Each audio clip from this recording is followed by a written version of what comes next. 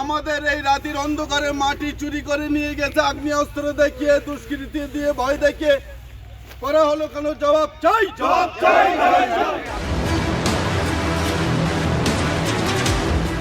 সমতল ইটভাটার কোথাও 20 ফুট আবার কোথাও 30 ফুট মাটি পুরোপুরি গায়েব। মাটি মাফিয়াদের দৌরাত্ম্য অব্যাহত দেগঙ্গার দোগাছিয়ায়। দিন কয়েক আগে আচমকা ওই জমির মালিক বদল হয়েছে। তারপরই দীর্ঘ 45 বছরের ইটভাটার মাটি রাতের অন্ধকারে পাচারের অভিযোগ দুষ্কৃতীদের বিরুদ্ধে। অভিযোগ একাধিকবার স্থানীয় প্রশাসনকে জানিয়েও হয়নি সুরাহা। উপরন্তু জমি মালিক ও শ্রমিকেরা বাধা দিলে আগ্নেয়াস্ত্র দেখিয়ে ভয় দেখানোর অভিযোগ উঠেছে। অনেক শ্রমিক আছে, তারা কাজ করতো, লেবার এখানে করতো।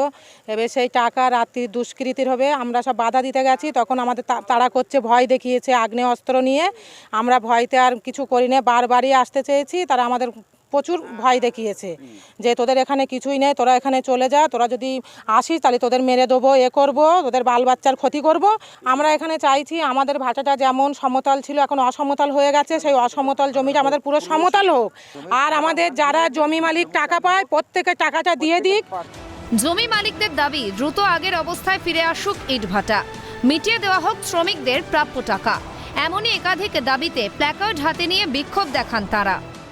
জমির এখানে যে ভাটাটা পুরো বেড ছিল, তাতে পাকা চিমনি ছিল, অনেক মেশিনপত্র ছিল, সব লুটপাট করে নিয়ে চলে গেছে, জমির মাটি কেটে নিয়ে চলে গেছে এবং চরিত্র বদলে গেছে, শিল্পটা পুরো ধ্বংস করে দিয়েছে। প্রোটেস্ট করতে এসেছিলাম, কিন্তু আমাদের ভয় দেখিয়েছে, আমরা প্রাণের ভয়ে আমরা চলে গেছি। এখন বিক্ষোভ করছে, আমরা কাজ করে পয়সা পাইনি। কত টাকা পান আপনি?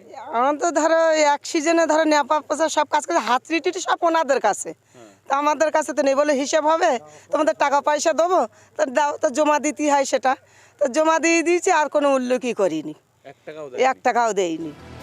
খবর পেয়ে ঘটনাস্থলে যায় দেগঙ্গা থানার পুলিশ। বারে বারে নিয়মে তোয়াক্কা না করে উর্বর জমির চরিত্র বদল করে মাটি কাটার অভিযোগ উঠেছে, যার জেরে কৃষি জমি কমছে। ঠিক তেমনই লাগাতার মাটি কাটায় ক্ষতিগ্রস্ত পাশের জমিও। শুধু কৃষি জমি নয়, মাটি মাফিয়াদের দৌরাত্ম্য থেকে আজ আর পার পাচ্ছে না ইটভাটার জমিও। প্রশাসন কি একটু নজর দেবে? দেগঙ্গা থেকে পঙ্কজ বিশ্বাসের রিপোর্ট, ক্যালকাটা নিউজ।